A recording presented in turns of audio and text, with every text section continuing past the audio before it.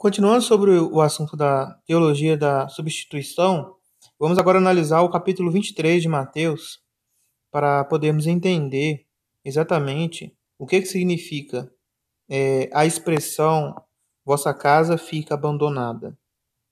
Bom, no vídeo 1, nós vimos que Jesus Cristo referia-se, não ao povo israelita, em sua totalidade, mas aos líderes religiosos. O capítulo 23 somente atesta essas palavras. Vamos ler todo o capítulo e vamos fazer então a nossa análise. Vamos lá. Jesus disse então às multidões e os seus discípulos. Veja, primeiro Jesus Cristo disse às multidões e aos discípulos, fazendo uma separação entre as multidões e os discípulos dos, versículo 2. Os fariseus e os escribas se sentam no lugar de Moisés. Conseguiu perceber o que está acontecendo aqui? Jesus disse às multidões e aos seus discípulos. Jesus Cristo não estava condenando os judeus. Jesus Cristo não estava condenando as multidões. Jesus Cristo não estava condenando os discípulos. Jesus Cristo estava condenando os escribas e os fariseus. Por quê? Qual o motivo? Sentaram no trono ou no lugar de Moisés. Na verdade, não é trono, né? Na verdade, é lugar. Trono é Jesus, né? Moisés não foi rei. Moisés foi legislador, né? Ele deu as leis de Deus. Então, Moisés não era rei sobre o povo, mas Moisés governava sobre o povo como legislador. Ele deu leis que vieram de Deus. E os escribas e fariseus queriam se assentar no lugar de Moisés para dar leis ao povo. Entende? É como se não bastasse as leis que Deus já tinha dado a Moisés. Eles estavam sentando no lugar de Moisés para dar outras leis ou complementar as leis que Moisés tinha dado. É isso que o capítulo está falando. Esta é toda a discussão por trás de que Jesus Cristo falou.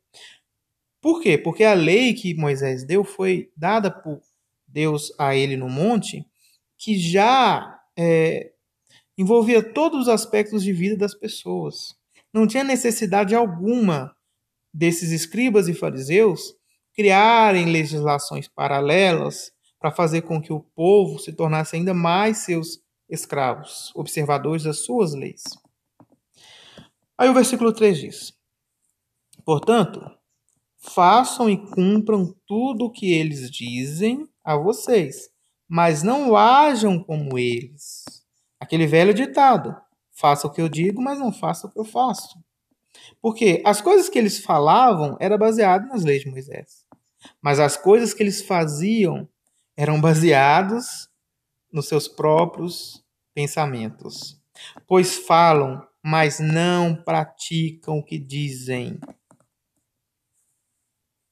Jesus Cristo estava dizendo aqui que os fariseus eles se sentavam no lugar de Moisés para criar leis, para legislar sobre as leis que Moisés já tinha dado, mas eles não praticavam essas coisas. Veja um detalhe. Amarram cargas pesadas e põem nos ombros dos homens, mas eles mesmos não estão dispostos nem a movê-las com o dedo.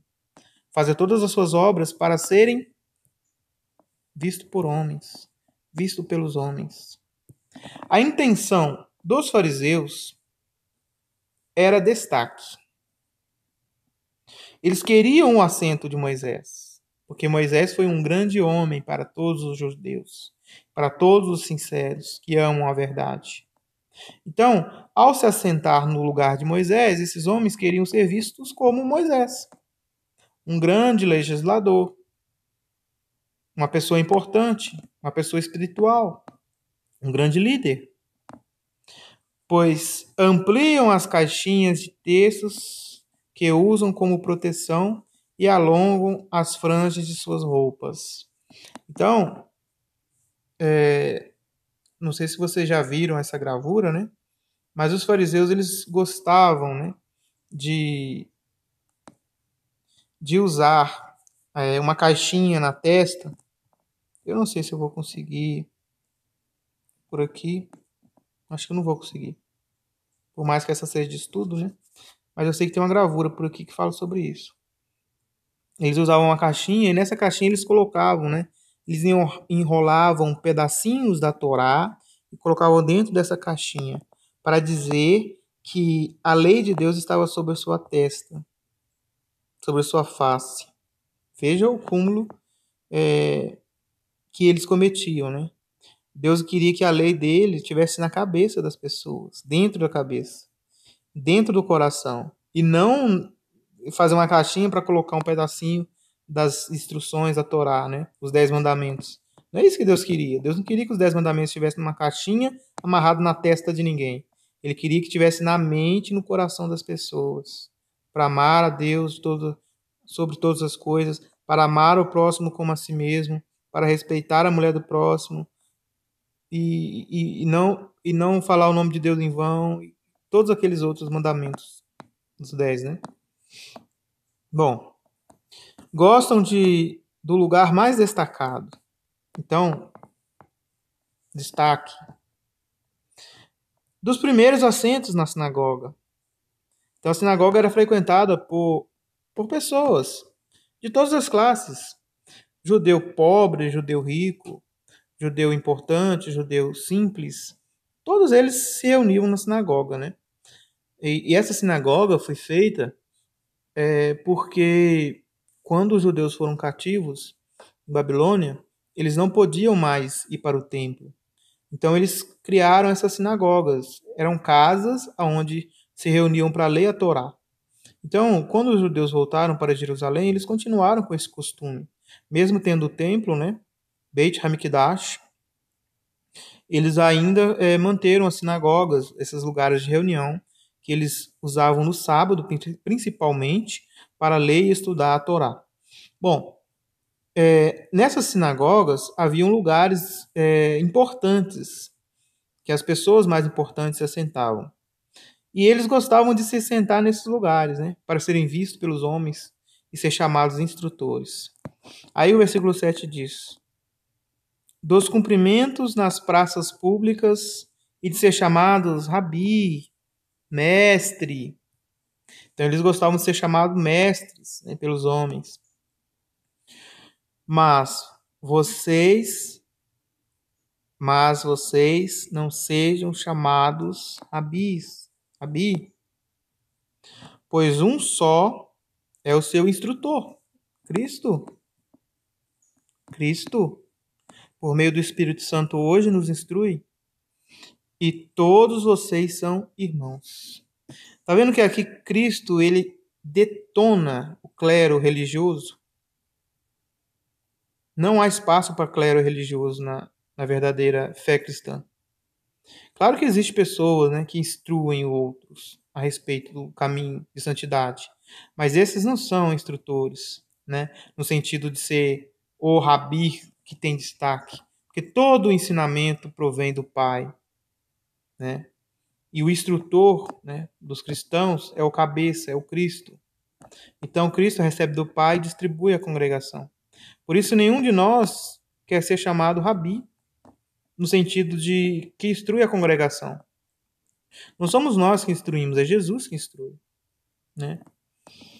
Além disso, não chame a ninguém da terra de seu pai, em sentido religioso, viu? Não tem problema chamar o pai de pai, um amigo querido que cuidou de você de pai. Aqui é em sentido religioso. Pois um só é seu Pai, o Celestial. Não sejam chamados líderes. Essas palavras estão sendo direcionadas não para os fariseus, mas para os discípulos e para as multidões de judeus, que as pessoas, né, aparentemente confundem e falam que perderam o reino. Os judeus perderam o reino porque rejeitaram Jesus. Se Jesus Cristo está falando aqui com os judeus, que aí não tinha pessoas das nações nesse meio aí, não tinha, né? porque os judeus não se misturavam com pessoas das nações. Então essa multidão toda que Jesus Cristo está conversando aí é de judeus, né? Judeus carnais, nascidos de judeu, filho de judeu, descendentes das tribos de Israel, né? Então ele fala para esses judeus não serem chamados de líderes, pois apenas temos um líder, que é o Cristo, o Machia, o nosso Senhor e Salvador. Mas o maior entre vocês tem de ser servo. Então, quem quer ser maior entre os cristãos, ele não tem em mente de grandeza, ele tem mente de escravo. Ele serve. E quem se enaltecer será humilhado. Então, qualquer um que se enaltecer perante a casa de Deus, a congregação de Deus, ele vai ser humilhado. E quem se humilhar para servir outros, será enaltecido. Aí, agora sim, vamos entrar no ponto em questão da nossa conversa aqui. O motivo pelo qual Jesus Cristo fala aquelas palavras nos últimos versículos do livro de Mateus. Não vou ler todos os textos que relacionam-se aos escribas. Eu vou só sublimar algumas partes, começando agora pelo 13. Ai de vocês, escribas e fariseus hipócritas, porque fecham o reino dos céus diante dos homens, pois vocês mesmos não entram e nem deixam entrar os que estão a caminho para entrar. Um dos problemas sérios que os fariseus tinham, e era por esse motivo que eles seriam substituídos, é que eles não entravam no reino de Deus porque não se comportavam como filhos do reino, filhos da fé, filhos de Abraão, que aceitaram por meio da sua fé a imposição da lei de Deus no coração e foram aceitos por Deus como justos, no caso de Abraão, e todos os seus filhos pela fé.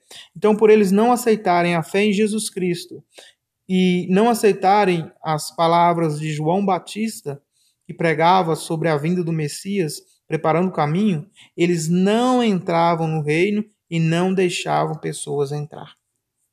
Este é um dos maiores problemas dos fariseus. Depois diz de novo: ai de vocês, escribas e fariseus hipócritas. Então, qual era o motivo? Porque eles percorriam terra e mar para fazer um prosélito, ou seja, converter pessoas ao judaísmo. Mas eles não convertiam pessoas a Deus. Eles convertiam pessoas às suas leis, ao seu modo de viver, à sua própria justiça. E isso fazia com que as pessoas convertidas ficassem arrogantes, com a mente fechada para o Messias, e tornavam essas pessoas merecedores das hienas 2 vezes mais.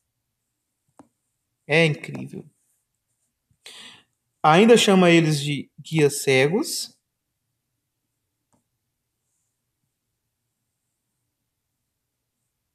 Tolos e cegos.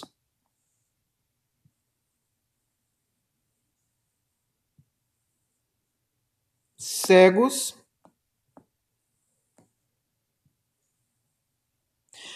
Motivo: eles juravam pelo ouro do altar, mas eles faziam, né, uma grande justiça com seus próprios pais. Eles tiravam as dádivas dos pais, do pai e da mãe, né, e entregavam no altar. Então eles desonravam o altar por tirar da boca do pai e da mãe. E também, o que santifica o ouro é o altar. Não é o ouro que santifica o altar. O santo é o altar, não é o ouro, né? Se alguém jurar pelo altar, isso não é nada. Mas se alguém jurar pela dádiva, não está sob obrigação. Ou seja, eles desconsideravam o que era importante, o altar. O altar que era importante. Mas a dádiva no altar, para eles, né? Se a pessoa jurasse pela dádiva do altar, não estava sob obrigação, né? Ou estava sob obrigação. Né? Por quê? Porque Jesus Cristo menciona que a dádiva ou o altar, né? A dádiva era santificada no altar, não o altar na dádiva. Você colocava um sacrifício no altar para ser santificado, né? Não era o sacrifício que santificava o altar.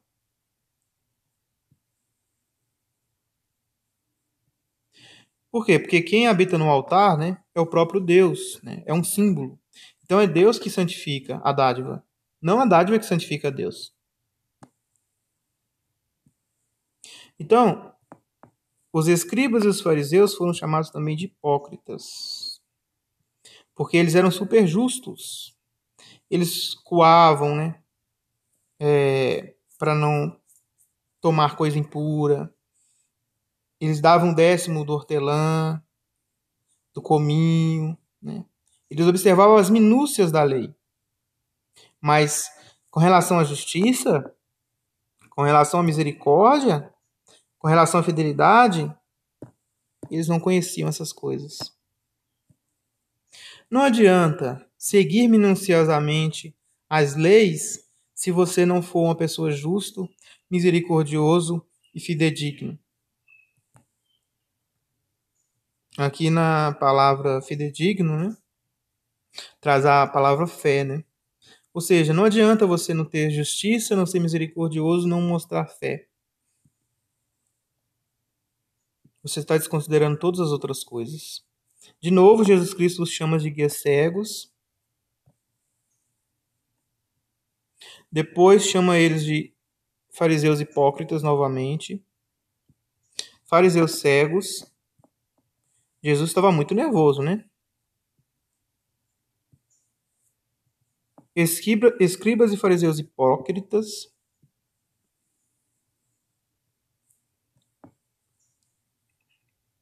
Cheios de hipocrisia. Porque eles pareciam justos aos homens, mas por dentro eram cheios de hipocrisia. E eles não seguiam a lei. A lei que eles tanto se estribavam, né, para falar e encher a boca, eles não praticavam no coração. Depois foi chamado de escriba, fariseu hipócrita.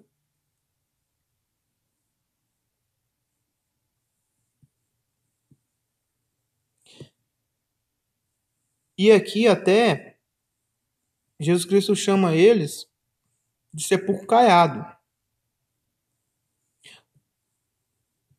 Ou seja,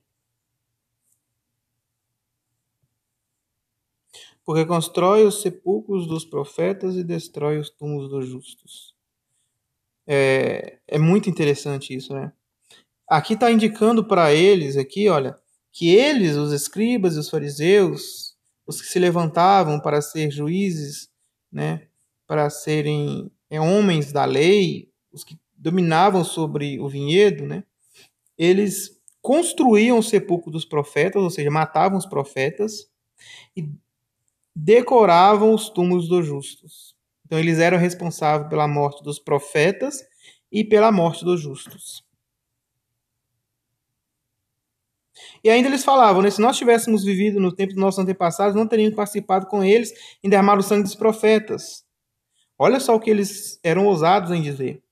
Mas Jesus diz, portanto, vocês não testemunham contra si mesmos, de que são filhos daqueles que assassinaram os profetas.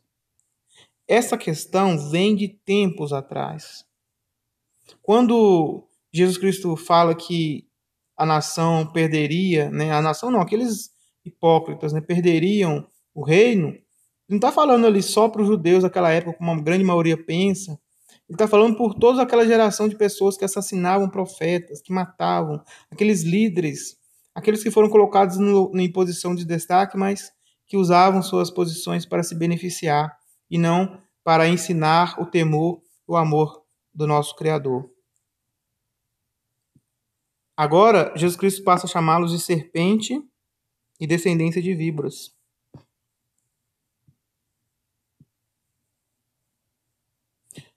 Se formos observar todas essas passagens, vamos dar uma olhadinha aqui rapidinho.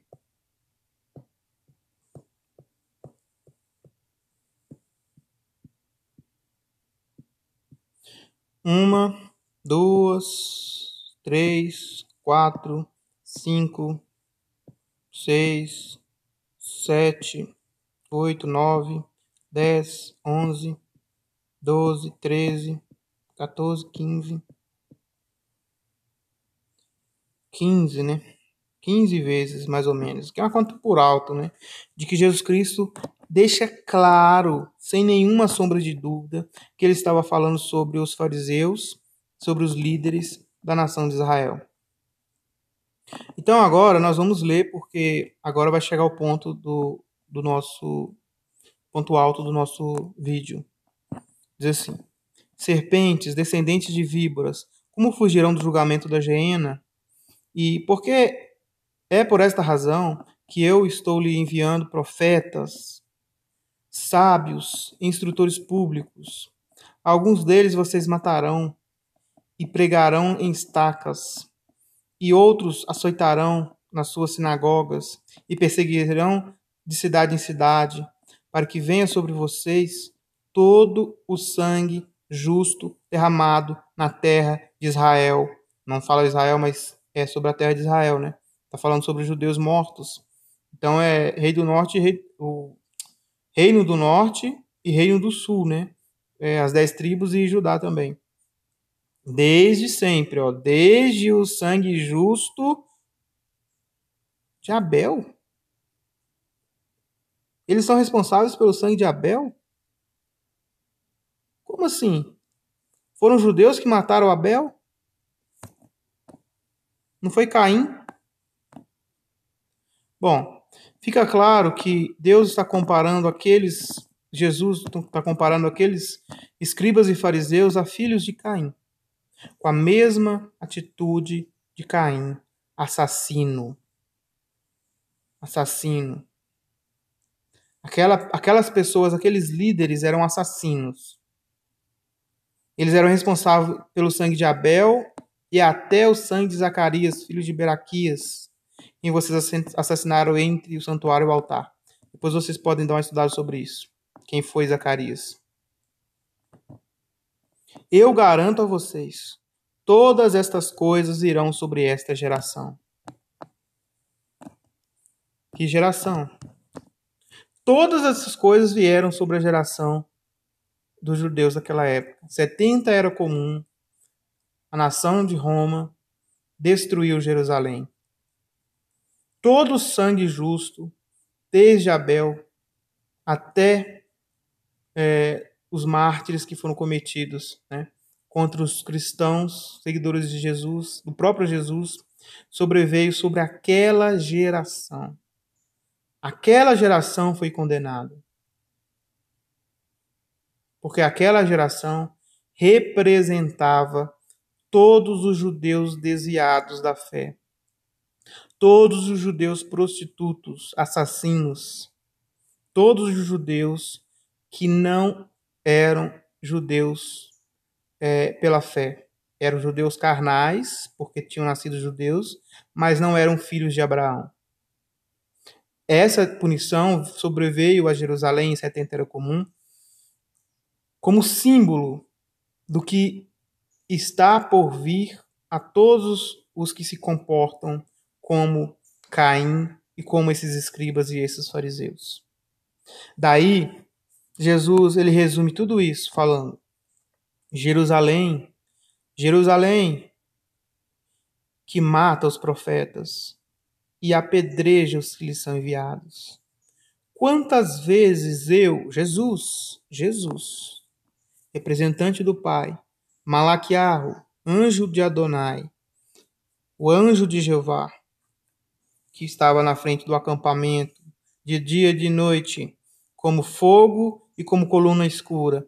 Quantas vezes eu, Yeshua HaMashiach, quis ajuntar seus filhos, assim como a galinha ajunta seus pintinhos debaixo das asas. Quantas vezes Jesus quis beneficiar o povo judeu para que este pudesse ser um reino maravilhoso e beneficiasse as nações do mundo.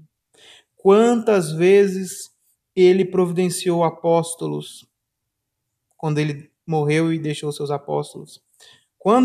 Quantas vezes ele providenciou profetas, Isaías, Zacarias, Ezequiel, Elias e mais. Quantas vezes enviou os profetas e foram mortos e espancados, para ajuntar o povo debaixo das asas do Todo-Poderoso, fazendo coisas corretas e dignas da aprovação de Deus. Mas todas estas coisas foram negligenciadas pelos judeus que não amavam e não tinham a fé de Abraão. Para esses, Jesus Cristo disse no 38, agora a sua casa ficará abandonada. Será que essas palavras ela está sendo dita a todos os judeus? Não. Jesus disse então às multidões e aos seus discípulos: os escribas e os fariseus se sentam no lugar de Moisés. A mensagem não era contra os judeus. Jesus Cristo não iria falar palavras tão pesadas aos descendentes de Abraão, a qual ele fez uma promessa. A qual ele tinha feito uma promessa. Qual é a promessa? Vamos ver. Vamos ver essa promessa daqui a pouco. Bom, a casa ficaria abandonada. A casa de quem? A casa da nação de Israel? Não. A casa dos judeus que não amam a verdade. Os judeus que não se comportam como Abraão. Não se comportam como Isaac e não se comportam como Jacó. E nem muito menos como Moisés. Esses judeus, sim, eles perdem totalmente o favor de Deus. Vejam, pois eu lhes digo, de agora em diante, ou deste momento em diante, vocês de modo algum me verão, até que digam, bendito é aquele que vem no nome de Jeová.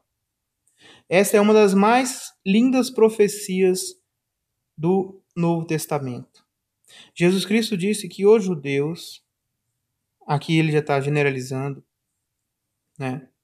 Tanto para os maus judeus quanto para os bons judeus, na verdade todos não veriam mais Jesus, né? Só que tem uma diferença, né? Os discípulos de Jesus viram Jesus depois da sua morte e ressurreição. Então aqui não trata, né, de todos os judeus. Deu para entender? Porque os discípulos de Jesus, os apóstolos, viram Jesus depois. E aqui falou, de agora em diante vocês não me verão. Ou seja, a partir da morte de Jesus, nenhum judeu que não foi fiel a ele, que não foi seu discípulo, viu ele mais. Só que aqui diz uma coisa. De agora em diante vocês de modo algum me verão até. Até. Essa preposição indica que até aquele momento eles não veriam mais Jesus, não veriam mais Jesus. Ver Jesus de forma literal, como o Messias, como o Rei. Então eles não veriam mais Jesus, porque Jesus Cristo morreria. E para eles Jesus seria um falso Cristo que veio ao mundo. Mas haveria um tempo em que eles diriam, bendito é aquele que vem em nome de Jeová. O que levaria os judeus a dizerem isso? Principalmente esses judeus, a grande maioria dos judeus de hoje, que não entende e não aceita Jesus como Messias. O que vai fazer com que esses judeus digam isso? Reconheça Jesus como o enviado de Jeová. Essa pergunta será respondida no outro vídeo. Essa pergunta será respondida no outro vídeo. Mas nós vamos ver um texto, além desse, de Mateus, que vai nos ajudar a ver algo com relação à promessa que Deus fez.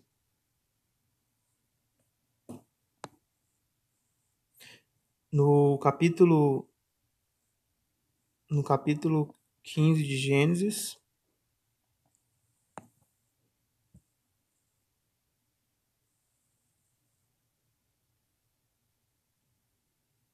o versículo 4, 5.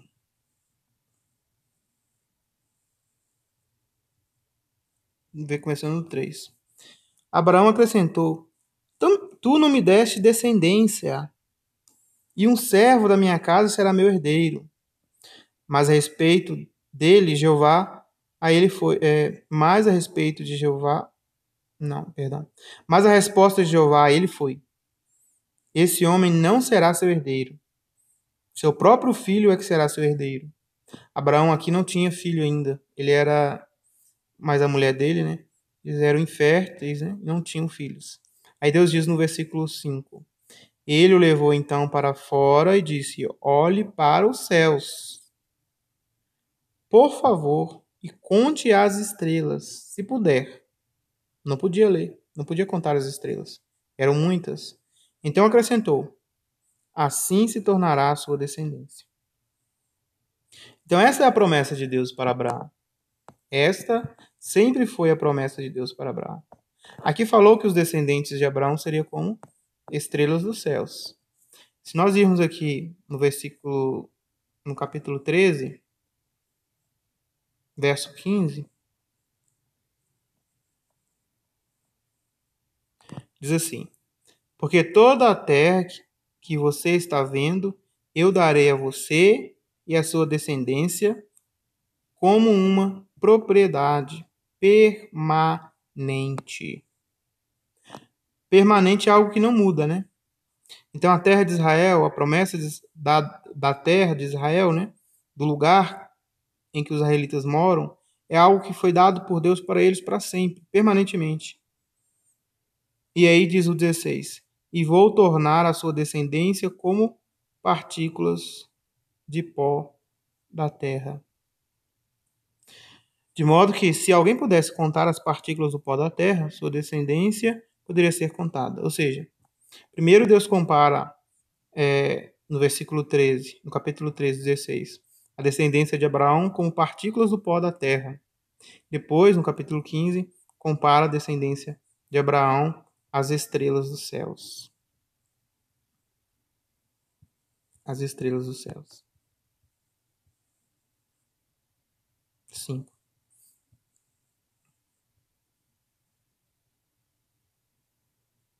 Olhe para os céus, né?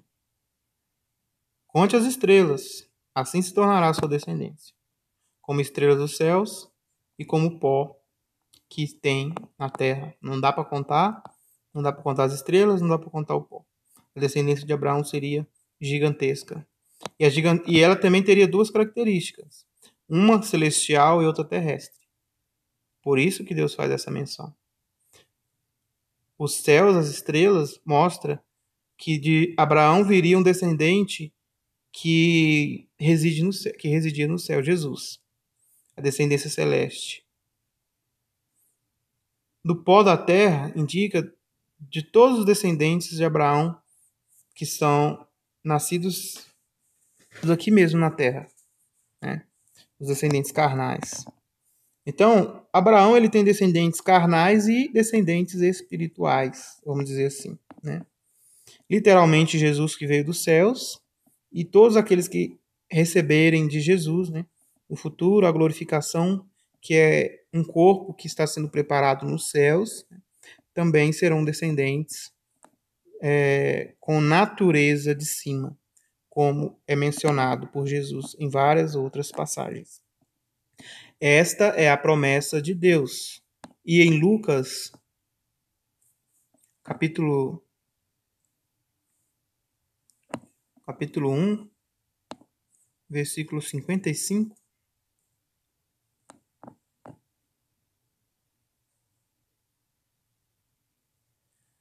a favor de Abraão e de sua descendência, assim como tinha prometido aos nossos antepassados.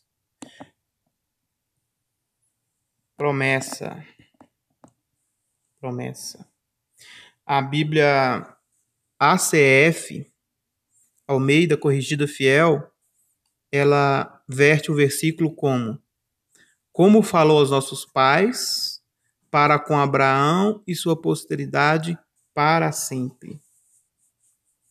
Então, as promessas de Deus, elas são irrevogáveis. E é isso que nós vamos falar no outro vídeo. Como, né, que a nação de Israel, esses judeus, em que sentido eles foram deixados de lado por um tempo. Quem fez isso, né?